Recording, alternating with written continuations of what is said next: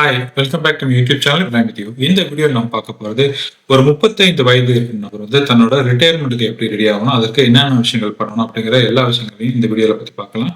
வெறும் 35 வயது இல்லாம பலருக்கும் வந்து 40 வயதுல தான் பார்த்தீங்கன்னா பெரிய அளவுல அவங்க தங்களோட லெவல், அதாவது தங்களோட கேரியர்லயே வந்து நல்ல ஒரு லெவலுக்கு வந்திருப்பாங்க. அந்த 40லேருந்து 50 வயது வரைக்கும் அவங்களோட அந்த வயதுல வந்து பெரிய ஒரு அக்ரெசிவான ஒரு சேவிங் இருக்கணும். அந்த அக்ரெசிவான சேவிங் வந்து நம்ம எப்படி பண்றது? நம்மளோட ரிட்டயர்மென்ட்க்கு வந்து எப்படி நம்ம கார்பஸ் சேர்க்கிறது? அந்த கார்பஸ்ல இருந்து நம்ம எப்படி எஸ்டபிள்யூபி வழியா வந்து பணம் நம்ம மாசம் மாசம் வந்து பென்ஷன் மாரி நம்ம எப்படி பணத்த நம்ம வீட்டு செலவுக்காகவும், மத்த செலவுக்காகவும் நம்ம வாங்குறது அப்படிங்கிறத பத்தி பார்க்கலாம். இந்த வீடியோல நம்ம பார்க்க போற விஷயங்கள் வந்து ஃபர்ஸ்ட் வந்து நம்ம எஸ்ஐபில பணம் சேர்க்கிறத பத்தி பார்க்க போறோம். அடுத்தது எஸ்டபிள்யூபி வழியா, அதாவது சிஸ்டமேட்டிக் வித்ட்ராவல் பிளான் வழியா நம்ம வித்ட்ரா பண்றப்ப, அதாவது மாசம் மாசம் நமக்கு வித்ட்ரா பண்றப்ப நம்மளோட அந்த பண்ணுன முதலீட்டு தொகை வந்து எந்த அளவு நமக்கு வளர்ந்திருக்கும், அது எவ்வளவு காலத்துக்கு நமக்கு இருக்கும், அதாவது ரிட்டையர்மெண்ட் நம்ம ஒரு 50 வயசுல ஆனாலும் கூட ஒரு 80 வயசு வரைக்கும் ஒரு ஆவரேஜான ஒரு லைஃப் ஸ்பேன் சொல்லலாம். அதாவது ஒரு 75 to 80 இயர்ஸ் வந்து இப்போதைக்கு லைஃப்ல வந்து எல்லாரும் பெரும்பாலானவங்க உயிரோட இருக்காங்க. ஸோ அப்படிப்பட்ட காலகட்டங்களை எடுத்துக்கிட்டு நம்ம சேர்க்கிற அந்த சேமிப்புங்கிறது வந்து நமக்கு போதுமான அளவு இருக்குமா, அதற்கு பலவிதமான விஷயங்களை நம்ம அனலைசிஸ் பண்ணி பார்க்க போறோம். இந்த வீடியோ ரொம்ப இன்ட்ரெஸ்டா இருக்கும் போது இந்த வீடியோ ஃபுல்லா பார்த்து தெரிஞ்சுக்கங்க. பொதுவா இப்ப இருக்கிற மக்களோட மனநிலைமை என்னன்னு பாத்தீங்கன்னா வந்து ஏர்லி வந்து எல்லாரும் ரிட்டையர் ஆகணும் அப்படிங்கிற மாதிரி எல்லாருக்கும் மனநிலைமை இருக்கு. யாருமே வந்து ஒரு 60 வயசு வரைக்கும் ஒர்க் பண்ண விரும்பல அப்படிங்கறத தான் இப்ப நம்மளால புரிஞ்சுக்க முடியுது. பட் இது எல்லாருக்கும் பொருந்துமா அப்படின்னு கேட்டீங்கன்னா கிடையாது. சில பேர் வந்து இன்னும் ஏர்லியா ரிட்டையர் ஆகணும் அப்படிங்கிறவங்க வந்து ஒரு 50 வயதுல வந்து ரிட்டையர் ஆகிறதுக்கு விருப்பப்படுவாங்க. இந்த வீடியோல நம்ம எக்ஸாம்பிளா வந்து ஒரு 35 வயது இருக்கும் நபர் வந்து 50 வயசுல வந்து ரிட்டையர் ஆகும் பட்சத்துல அவரு எவ்வளவு சேமிக்கணும் அப்படிங்கிற இந்த விஷயங்களை பத்தி பார்க்கலாம். இந்த வீடியோல நான் பகிர்ந்துக்கிற இந்த விஷயங்கள் வந்து ஒரு எஜுகேஷன் பர்பஸ்க்காக நான் உங்கள்கிட்ட ஷேர் பண்ணிக்கிறேன். மற்றபடி பார்த்தீங்கன்னா இது நான் சொல்ற இந்த ஒரு பிளான்ங்கிறது வந்து எல்லாருக்குமே சூட் ஆகும் அப்படிங்கிறதுக்கு எந்த ஒரு கேரண்டி கிடையாது. ஏன்னா ஒவ்வொருத்தவங்களோட தேவை இருக்கும், ஒவ்வொருத்தவங்களோட ரிஸ்க் எடுக்கிற ஹேபிடேட் இருக்கும். ஸோ ஒவ்வொருத்தவங்களோட அந்த லைஃப் ஸ்பேன் எப்படி போயிட்டு இருக்கு அதெல்லாம் புரிஞ்சுக்கிட்டு உங்களோட ரிஸ்க் ஹேபிடேட் தகுந்த மாதிரி நீங்க முதலீடு பண்ணுங்க.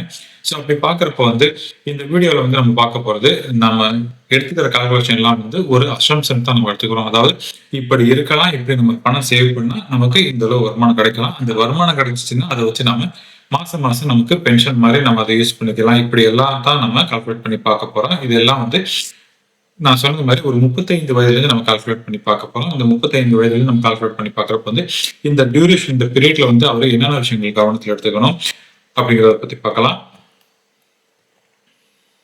ஸோ ஒரு 35 வயது இருக்கும் நபர் வந்து 50 வயதுல ரிட்டையர் ஆகணும் அப்படின்ற அவர் விருப்பப்படும் பட்சத்துல அவருக்கு மாசம் மாசம் அவர் வந்து எவ்வளவு பணம் வந்து எஸ்ஐபி வழியா அவரை சேவ் பண்ணணும் அப்படிங்கிறத பத்தி பார்க்க போறோம். அடுத்தது வந்து நம்ம இந்த பீரியட், அதாவது இந்த 15 வருட பீரியட்ல என்னென்ன விஷயங்கள் வந்து அவர் கவனத்தில் எடுத்துக்கணும் அப்படிங்கிறத பத்தி பார்க்க போறோம். தேர்டா பாத்தீங்கன்னா எந்த ஃபண்ட்ல வந்து அவர் தேர்ந்தெடுத்து முதலீடு பண்ணணும் அப்படிங்கிறத பத்தி பார்க்க போறோம். ஃபோர்த் வந்து சிஸ்டமேட்டிக் வித்ட்ராவல் பிளான் வழியா நம்ம எடுக்கிறப்ப நமக்கு மாச இன்கம் மாதிரி நம்ம வாங்குறப்ப நமக்கு அது எவ்வளவு காலம் வந்து நமக்கு பிரயோஜனமா இருக்க போகுது அப்படிங்கிறத பத்தி பார்க்கலாம். ஸோ இப்போ நம்ம பணத்தை சேவ் பண்றதை பத்தி சொல்லிட்டேன். இப்போ பணம் சேமிக்கிறப்ப அந்த பணம் வந்து வளரணும். அந்த வளர்றதுக்கு வந்து நம்ம போதிய அளவு வந்து நம்ம முதலீடு பண்றோமா அப்படிங்கிறதா இருக்கு. ஏன்னா இப்ப இருக்கிற காலகட்டங்களில் வந்து இன்ஃபிளேஷன்ங்கிறது வந்து நம்மளோட சேமிப்புல வந்து பெரிய அளவிலான தொகையை வந்து எடுத்துக்கிட்டு போயிடும். இன்ஃபிளேஷன் பாத்தீங்கன்னா உதாரணமா வந்து பணவீக்கம்னு சொல்லுவாங்க. இன்னைக்கு உதாரணமா நீங்க ஒரு 50 ரூபாய்க்கு ஒரு பிரெட் பாக்கெட் வாங்கினீங்கன்னா அது இன்னும் ஒரு 10 வருஷத்துக்கு, அதாவது இதே பீரியட்ல, அதாவது 15 வருஷம் கழிச்சு பாக்குறப்ப வந்து இந்த இன்ஃபிளேஷன் வந்து 6% நம்ம வச்சு கால்குலேட் பண்ணி பாத்தீங்கன்னா ஒரு பிரெட் பாக்கெட் வந்து 100 ரூபாய்க்கு போறதுக்கு வாய்ப்பு இருக்கு. அதே மாதிரி இப்ப ஈவன் இன்னைக்கு பெட்ரோலோட பிரைஸ் வந்து 102 அப்படிங்கிற அளவுக்கு இருக்கு. அதை நீங்க இன்ஃபிளேஷன் போட்டு பாத்தீங்கன்னாலும் இன்னும் ஒரு 15 வருஷத்துல வந்து ஒரு 250 ரூபாய் 300 ரூபாய் ஒரு லிட்டர் போறதுக்கு வாய்ப்பு இருக்கு. இப்ப எல்லாம் ஈவின்னு பேசலாம், பட் இருந்தாலும் நம்ம ஃபேக்டை வந்து அனாலிசிஸ் பண்ணணும். ஸோ இதெல்லாம் செய்யறதுக்கு முன்னாடி அதுக்கான ரைட் டூல்ஸ் நமக்கு வேணும். நம்ம ஃபர்ஸ்ட் வந்து என்ன பண்ணுவோம், எக்ஸ்பென்ஸ் வந்து நம்ம என்னென்ன பண்ணணும் அப்படிங்கிறத பத்தி பார்க்கலாம். ஸோ எக்ஸ்பென்ஸை பொறுத்த வரைக்கும் உங்களோட மாச வருமானத்துல வந்து ஒரு 70% மேல உங்களோட எக்ஸ்பென்ஸ் இருக்கக்கூடாது. அதனால எல்லாருமே வந்து 70% அப்படி எக்ஸ்பென்ஸ் பண்ணுவாங்க அப்படின்னு நான் சொல்லல. அந்த எக்ஸ்பென்ஸை பொறுத்த வரைக்கும் ஒவ்வொருத்தவங்களுக்கும் மாறுபடும். இப்போ உதாரணமா பாத்தீங்கன்னா மாத எக்ஸ்பென்ஸ்ல வந்து நம்ம பார்க்கக்கூடிய விஷயங்கள் வந்து குரோசரி, அதாவது மளிகை ஜாமான் அப்படின்னு சொல்லலாம். அடுத்தது எலக்ட்ரிசிட்டி. ஏன்னா இப்ப எல்லார் வீட்லயும் ஏசி வந்துருச்சு. ஏன்னா பலரும் வந்து இப்ப ஏசி வச்சுக்கணும்னு ஆசைப்படுறாங்க. ஏன்னா இருக்கிற டெம்பரேச்சர் வந்து இங்க ரொம்ப ஹையா இருக்கிறதுனால வந்து ஏசி வந்து எல்லாரும் ப்ரிஃபர் பண்றாங்க. அடுத்தது வந்து இன்டர்நெட் இல்லாத வீடுகளே கிடையாது. அதுக்கப்புறம் வந்து டிவி சப்ஸ்கிரிப்ஷன், அது நியூஸ் சேனலாக இருந்தாலும் சரி, அல்லது இந்த நெட்ஃபிளிக்ஸ், அப்புறம் பிரைம், இப்படிப்பட்ட சப்ஸ்கிரிப்ஷன். அதுக்கப்புறம் வந்து மொபைல் சார்ஜா இருக்கலாம். அதுக்கப்புறம் வந்து மாசம் மாசம் உங்களுக்கு தேவையான ஒரு ஷாப்பிங் போறதுக்கு பலர் விருப்பப்படலாம். ஒரு சேஞ்சஸ்க்கு வந்து ஷாப்பிங் பண்ணணும் அப்படின்னு பலர் விருப்பப்படலாம். அந்த ஷாப்பிங். அதுக்கப்புறம் வந்து டிராவல் பண்ணணும், அதாவது 6 மாசத்துக்கு ஒரு தடவையோ அல்லது ஒரு வருஷத்துக்கு 1 அல்லது 2 டைம் வந்து நீங்க ஸ்பெண்ட் பண்றப்ப அதை நீங்க பிரிச்சு வச்சுக்கிட்டு அது மாசம் எக்ஸ்பென்ஸ்ல வந்து ஆட் பண்ணிட்டீங்கன்னா அதெல்லாம் இதையெல்லாம் நம்ம சேர்த்து பார்க்குறப்ப வந்து மாச எக்ஸ்பென்ஸா வந்து நான் சொன்னது மாதிரி 70% மேல இருக்கக்கூடாது அப்படின்னு நான் சொல்றேன். என்னோட எக்ஸ்பென்ஸை பொறுத்த வரைக்கும் பார்த்தீங்கன்னா 17 to 20% மேல என்னோட எக்ஸ்பென்ஸ் போகாது. எந்த அளவு நீங்க செலவு குறைச்சிக்கிறீங்களோ உங்களோட சேமிப்பு அதிகமாகும். அந்த சேமிப்பு அதிகமாகிறப்ப அதை வந்து நம்ம முதலீடு பண்றதுக்கு அதை வாய்ப்பா பயன்படுத்திக்கலாம். ஸோ குறைந்த அளவு எக்ஸ்பென்ஸ் பண்றதை நீங்க பழகிக்கங்க.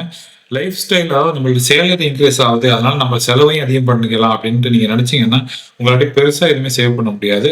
உங்களுக்கு இன்கம் அதிகமானாலும் எந்த அளவு நீங்க செலவுகளை அதே அளவு நீங்க வச்சுக்கிறீங்களோ அப்பதான் வந்து பெரிய அளவு நீங்க சேவ் பண்ண முடியும். இன்கம் வருதுங்கிறதுக்காக நம்ம வந்து எதையுமே ஓவரா செலவு பண்ணக்கூடாது அப்படிங்கிறத நான் சொல்றேன். ஸோ நம்ம இப்ப இன்ஃபிளேஷனை பத்தி பார்த்தாச்சு. இந்த இன்ஃபிளேஷன் வந்து நம்ம கால்குலேட் பண்ணி பார்க்கணும். அதாவது இன்னைக்கு ஒரு மாசம் வந்து நம்ம பண்ற செலவுங்கிறது வந்து ஒரு 15 வருஷம் கழிச்சு நமக்கு எந்த அளவு வந்து செலவு இருக்கும் அப்படிங்கிறத பத்தி பார்க்கலாம். இந்த வெப்சைட்டோட லிங்க் வந்து நான் கீழே டிஸ்கிரிப்ஷன்ல கொடுத்துருக்கேன். இதோட லிங்க் பார்த்தீங்கன்னா இதுல நான் எப்படி 1 கோடி ரூபாய் நான் சேர்த்தேன், அதுக்கப்புறம் வந்து மியூச்சுவல் ஃபண்டை பத்தி நீங்க தெரிஞ்சுக்கணும் அப்படின்னா அதை பத்தி நீங்க தெரிஞ்சுக்கலாம். அதுக்கப்புறம் தனிநபர் உங்களுக்கான கோல் பிளானிங் எதுவும் செய்யணும்னா நீங்க நான் அனுப்பலாம். அதற்கான டீட்டெயில் நான் அதில் கொடுத்துருக்கேன். சப்போஸ் உங்களோட முதலீடு சம்பந்தமா நீங்க 1 to 1 டிஸ்கஸ் பண்ணணும்னு நீங்க விருப்பப்பட்டீங்கன்னா என்கிட்ட டிஸ்கஸ் பண்ணலாம். அதற்கான அந்த சாய்ஸ் எல்லாம் உங்கள்கிட்ட இருக்கு. சப்போஸ் உங்களுக்கு விருப்பப்பட்டீங்கன்னா ஏதாச்சும் நீங்க தேர்ந்தெடுத்து நீங்க பார்க்கலாம். அடுத்தது நம்ம இன்ஃபிளேஷனை பத்தி சொல்லியிருந்தேன். அதுல வந்து இங்கே மேல கால்குலேட்டர் அப்படிங்கிற இந்த ஒரு ஆப்ஷன் இருக்கு. இந்த கால்குலேட்டர் கிளிக் பண்ணுங்க. ஒன்ஸ் நீங்க கால்குலேட்டர் கிளிக் பண்ணதுக்கு அப்புறம் இதை பலவிதமான டூல்ஸ் நான் இதுல ஆட் பண்ணியிருக்கேன். எஸ்ஐபி கால்குலேட்டர் கொடுத்துருக்கேன், அப்புறம் ஸ்டெப் அப் எஸ்ஐபி கொடுத்துருக்கேன், அதற்கு அடுத்தது எஸ்ஐபி பிளானர் நான் கொடுத்துருக்கேன், இன்ஃபிளேஷன் கால்குலேட்டர் இருக்கு, அதுக்கப்புறம் எஸ்டபிலிட்டி கால்குலேட்டர் இருக்கு. ஸோ இந்த டூல்ஸ் வந்து நிச்சயமா உங்களுக்கு உதவும் நான் நம்புறேன்.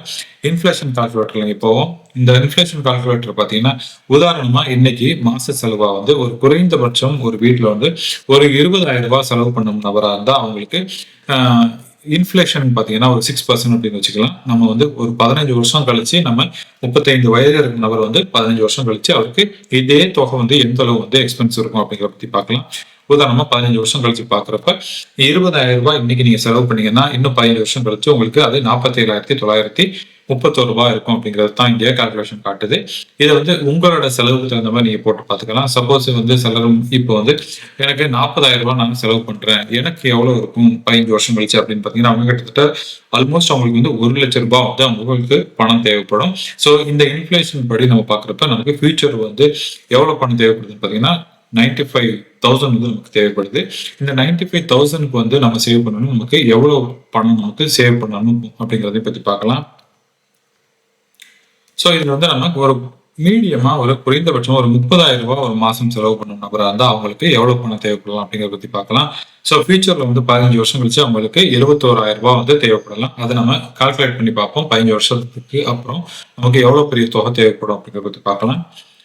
இப்போ இதுல நம்ம 71,897 போடுறோம், இல்லாட்டி 72,000 போட்டுக்கலாம். இந்த 72,000 மல்டிப்ளை பை 12, அதாவது 12 மாசத்துக்கு மல்டிப்ளை பண்ணி பாக்குறப்போ வந்து 8,64,000 ரூபாய் நமக்கு தேவைப்படுது. இதை நம்ம ஒரு 15 வருஷத்துக்கு நம்ம பாத்தீங்கன்னா எவ்வளவு வரும்னு பாத்தீங்கன்னா கிட்டத்தட்ட 1.3 crores அப்படிங்கிற அளவுக்கு இருக்கு. 1,29,60,000 ரூபாய் தேவைப்படுது. ஸோ இந்த இலக்கு வந்து நம்ம எப்படி அடைகிறது அப்படிங்கறத வந்து நம்ம மாசம் மாசம் எவ்வளவு முதலீடு பண்ணலாம் அப்படிங்கறத பத்தி பார்க்கலாம். இப்ப நம்ம இன்ஃபிளேஷனை பத்தி பார்த்தாச்சு, நமக்கு தேவைப்படக்கூடிய அந்த தொகையை பத்தி பார்த்தாச்சு. இப்ப இதுல திருப்பி நான் கால்குலேட்டருக்கு போயிட்டு இதுல வந்து எஸ்ஐபி பிளானர் இருக்கு. அதாவது நமக்கு வந்து 1.3 crores நமக்கு தேவைப்படுது. நம்ம டார்கெட் அமௌண்ட் வந்து இதுல போட போறோம். 1.3 crores போட்டாச்சு. கோல் வந்து நமக்கு 15 வருஷத்துல இருக்கு. ஒரு 12% நம்ம வச்சு நம்ம முதலீடு பண்றப்ப நமக்கு எவ்வளவு பணம் தேவைப்படும், அதாவது எஸ்ஐபி வழியா நம்ம முதலீடு பண்றப்ப நமக்கு மாசம் மாசம் எவ்வளவு எஸ்ஐபி தேவைப்படும் பாத்தீங்கன்னா நீங்க மாசம் மாசம் 1 லட்சம் ரூபாய் நீங்க முதலீடு பண்ண வேண்டியிருக்கும். இந்த தொகைங்கிறது பாத்தீங்கன்னா நம்ம எதிர்பார்த்த அந்த தொகை வந்து கீழே எடுத்திருக்கோம். அது வந்து 78 lakhs வந்து கீழே காட்டுது.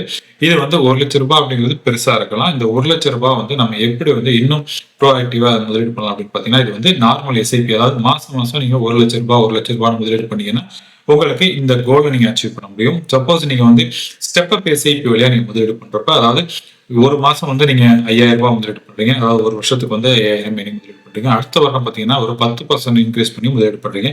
அடுத்த வருடம் வந்து 5,500 ரூபாய் முதலீடு பண்றீங்க. அதற்கு அடுத்த வருஷம் இன்னும் ஒரு 10% முதலீடு பண்றீங்க. ஸோ இப்படி உங்களோட ஸ்டெப் அப் பே சேவிங் பார்த்தீங்கன்னா அப்படியே ஸ்டெப்பா, அதாவது ஒவ்வொரு 10% அதிகப்படுத்தி முதலீடு பண்ணணும். ஏன்னு கேட்டீங்கன்னா வந்து யாரும் வந்து ஒரே சேலரியில வந்து 5 வருஷமோ 10 வருஷமோ இருக்க போறது கிடையாது. நிச்சயமா வந்து உங்க வாழ்க்கையில வந்து நீங்க அடுத்த லெவலுக்கு போகணும்னு ஆசைப்படுவீங்க. அப்படி இருக்கப்ப எய்தர் வந்து உங்க கம்பெனில வந்து ப்ரொமோஷன் கொடுத்தா உங்களுக்கு அது பிரயோஜனமா இருக்கும், அல்லது வேற என்ன ஆப்பர்ச்சுனிட்டி இருக்கு அப்படிங்கிறத பத்தி பார்ப்பீங்க. இப்படித்தான் வந்து நம்ம லைஃப்ல முன்னோக்கி போனோம். யாரும் வந்து ஒரே சேலரியில இருக்க போறது கிடையாது. அப்படி போறப்ப நிச்சயமா வந்து ஸ்டெப் அப் எஸ்ஐபில நீங்க ஒரு 5 to 10% நீங்க வச்சுக்கிட்டு நீங்க முதலீடு பண்ணீங்கன்னா உங்களோட கோலை நீங்க அச்சீவ் பண்ண முடியும். ஸோ எகெயின் நான் கோ பேக் டு இந்த ஸ்டெப் அப் எஸ்ஐபி கால்குலேட்டர் போறேன். இப்போ நான் ஸ்டெப் அப் எஸ்ஐபி கால்குலேட்டர்ல வந்ததுக்கப்புறம் இங்கே வந்து நான் என்ன பண்ண போறேன்னு பார்த்தீங்கன்னா, நமக்கு வந்து மாசம் நம்ம வந்து ஒரு 15,000 ரூபாய் வந்து முதலீடு பண்றதா நம்ம எடுத்துக்கலாம். ஏன்னா 1.3 crores நீங்க சேர்க்கணும்ட்டா அதுக்கு முதலீடு ரொம்ப அவசியமா இருக்கு. அந்த முதலீட்டுக்கான தொகையை நீங்க பெரிய அளவில் கொஞ்சம் கொஞ்சமா நீங்க முதலீடு பண்ணலாம். ஸோ இப்போ வந்து நான் வந்து ஒரு 15,000 நம்ம முதலீடு பண்ண பட்சத்தில் வந்து ஆனுவலா பார்த்தீங்கன்னா 10% வந்து அதிகப்படுத்தி நான் இப்போ முதலீடு பண்றதுக்கு விருப்பப்படுறேன். அதை நான் இங்கே கொடுத்துருக்கேன்.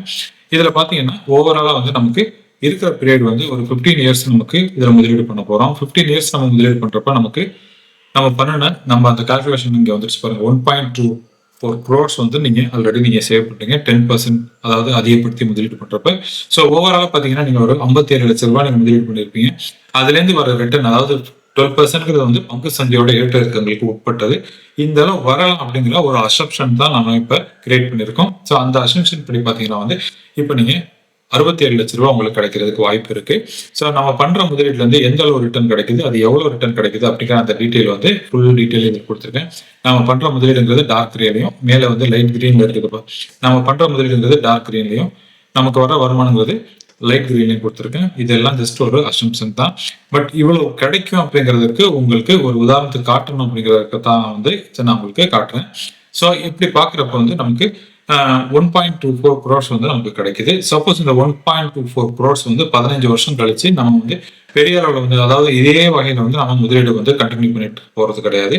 இந்த தொகை வந்து கொஞ்சம் சேஃபா இருக்கிற முதலீட்டுல வந்து மாத்திக்கிட்டு அதுல இருந்து நமக்கு கிடைக்கிற ரிட்டர்ன் வந்து ஒரு 12% இல்லாம ஒரு 7 to 8% அப்படின்னு வச்சுக்கிட்டு நம்ம வித்ட்ரா பண்றப்ப நமக்கு எவ்வளவு வந்து ரிட்டர்ன் கிடைக்கும். அது மாத்திரம் இல்லாம நம்மளோட அந்த நமக்கு வந்து ரிட்டைர்மெண்ட் வந்து 50 வயசுல ஆயாச்சு.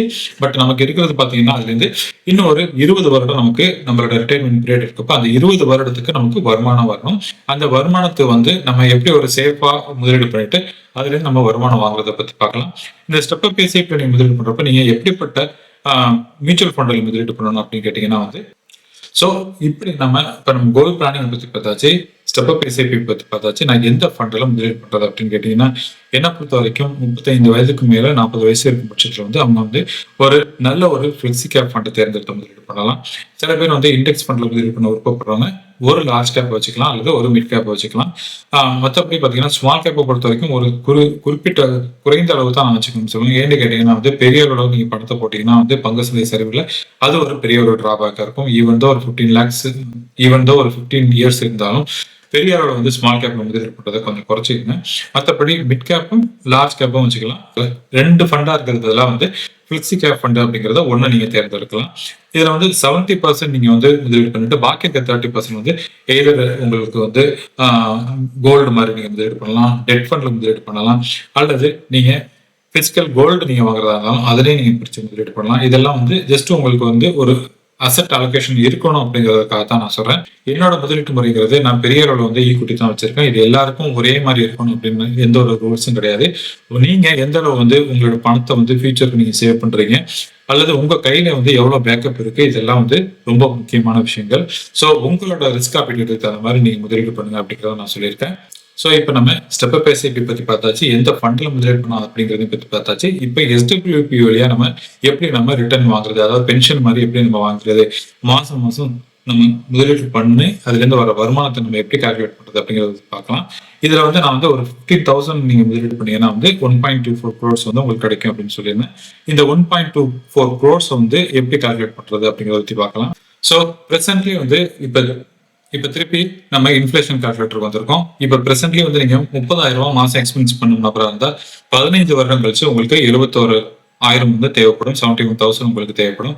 இந்த 71,000 வந்து நம்ம சிஸ்டமேட்டிக் வித்ட்ராவல் பிளான் வழியா மாசம் மாசம் நம்ம வாங்க போறோம். நம்ம முதலீடு பண்ணியாச்சு. அதுலேருந்து நம்மளோட கார்பஸ் வளர்ந்துருச்சு. அந்த கார்பஸ்லேருந்து இப்ப 71,000 மீறி நம்ம எடுத்துக்கிறோம். ஸோ அது வந்து எஸ்டபிள்யூபி கால்குலேட்டர் பார்க்கலாம்.